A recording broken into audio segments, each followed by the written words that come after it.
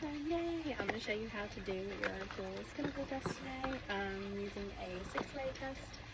You can use a 2-way test, a 5-way test, whatever you want to use. There are ones that come with just these. I prefer one that also tests alkalinity. This one tests chlorine, pH, alkalinity, calcium hardness, and CYA. It's called a 6-way, even though that was only 5 of them because it says chlorine and bromine.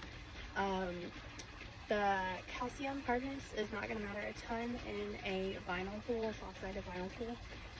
That is more for your concrete pool or fiberglass pool.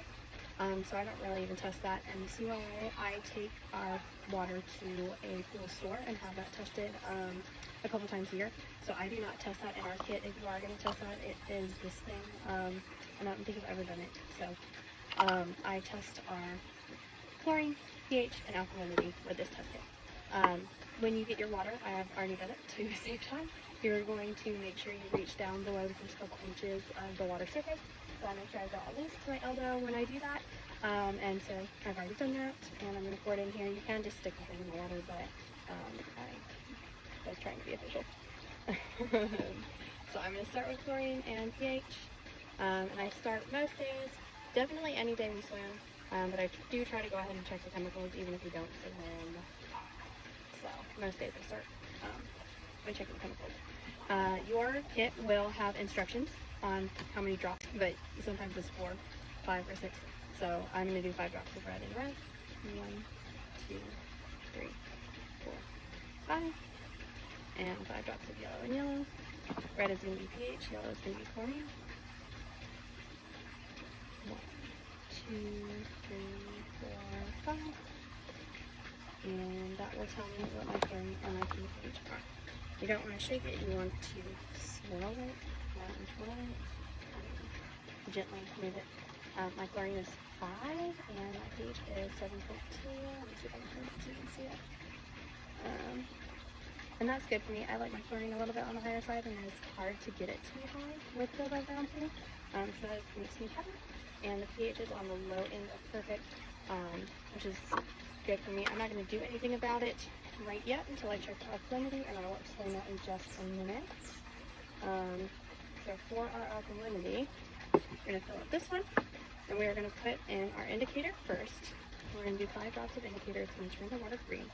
1, 2, 3, 4, 5.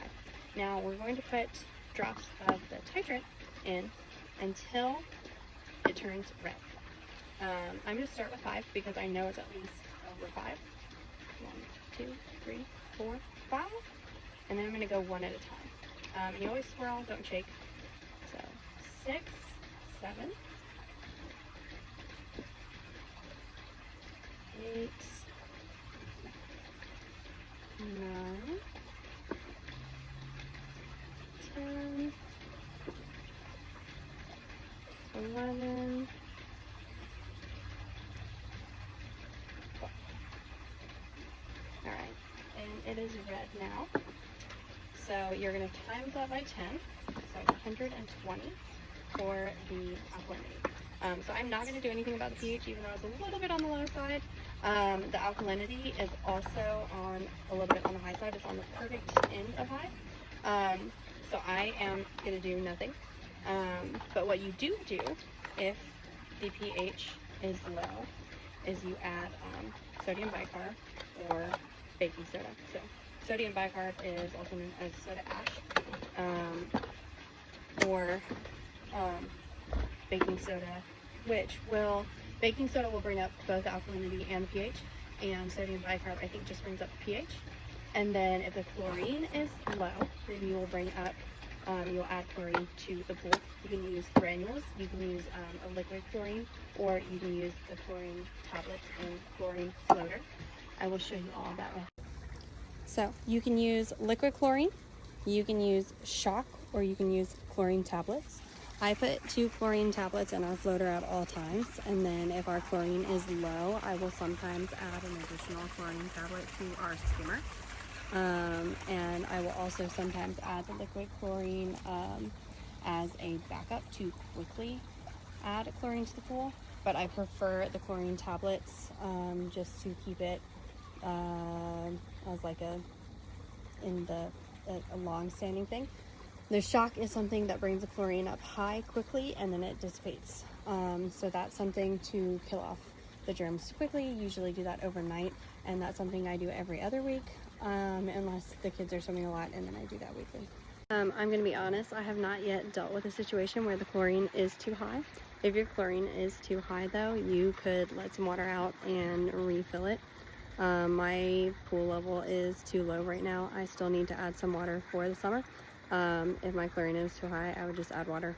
There is a chemical you can add to lower the chlorine, but I'd have to look up what it is because that has never happened before for me.